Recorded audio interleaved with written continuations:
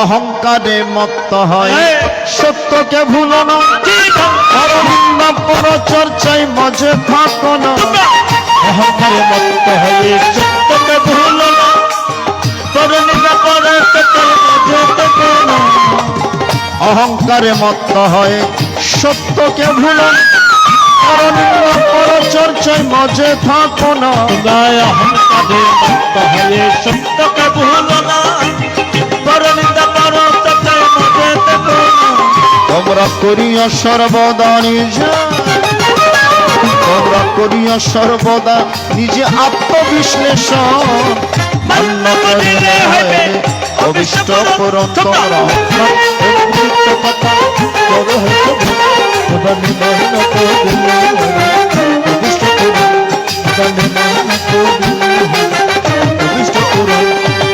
আপনি সারাদিন ভগবানকে ডাকার সময় পাননি,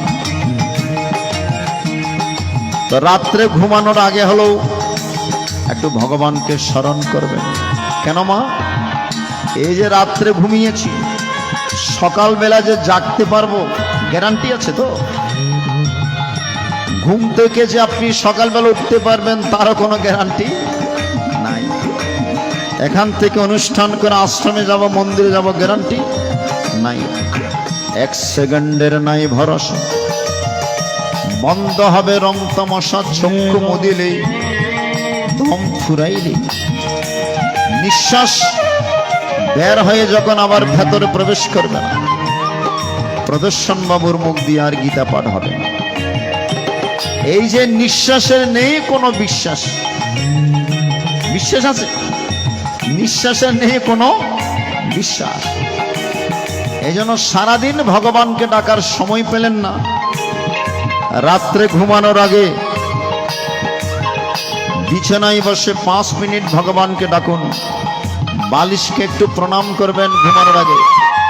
ওম পদ্মনাভায় নমঃ, ওম পদ্মনাভায় নমঃ, ওম পদ্মনাভায় নমঃ। ভগবান পদ্মনাভ মানে ভগবান, ভগবানকে একটু স্মরণ করে ঘুমে। অনেকের বদভ্যাস আছে মোবাইল ফোন দেখে দেখে ঘুমান, দেখবেন সারা রাত খারাপ খারাপ স্বপ্ন দেখবেন। যারা মোবাইল ঘেঁটে ঘুমান দেখবেন আজে বাজে স্বপ্ন দেখবেন রাত্রিবেলা।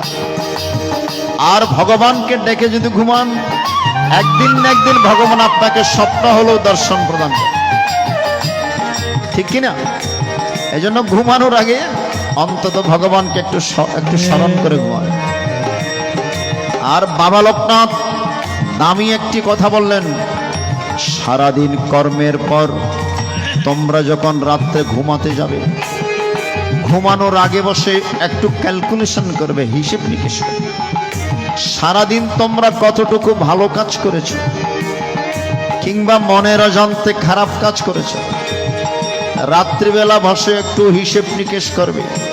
সেখান থেকে ভালো কর্ম জমা করো, আর খারাপ কর্মটুকু নিজের জীবন থেকে বিসর্জন দেওয়ার চেষ্টা করো এবং প্রতিজ্ঞাবদ্ধ হও, আমি জীবনে খারাপ কাজ কখনো করব না। শয়নকালে হিসেবে নিকেশ করিও সকল, সারাদিন ভালো মন্দ কি কর্ম করিলে। তোমরা সকালে সারাদিন ভালো মন্দ কি কর্ম করিলে। এবার ভালো কর্ম জমা করো, ভালো কর্ম জমা করো, মন্দ বিসর্জন মান্য করিলে হইবে অভিষ্ট পূরণ। তোমরা অমৃত কথা করো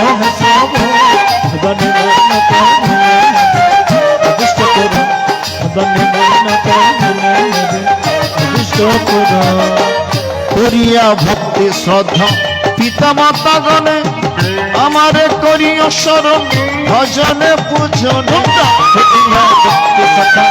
পিতা মাতা গণে আমারে করিও ভজনে পূজন। তাদের ভালোবাসা দিয়ে করো, তাদের ভালোবাসা দিয়ে করো সবারে আপন, মান্য করিলে হবে অভিষ্ট পূরণ। তোমরা লোকনাথ অমৃত কথা করো হে শ্রবণ, এ বাণী মান্য করিলে হইবে অভিষ্ট পূরণ। এবারে মান্য করিলে হইবে এবারে মান্য করিলে হইবে। আমরা জানি কিন্তু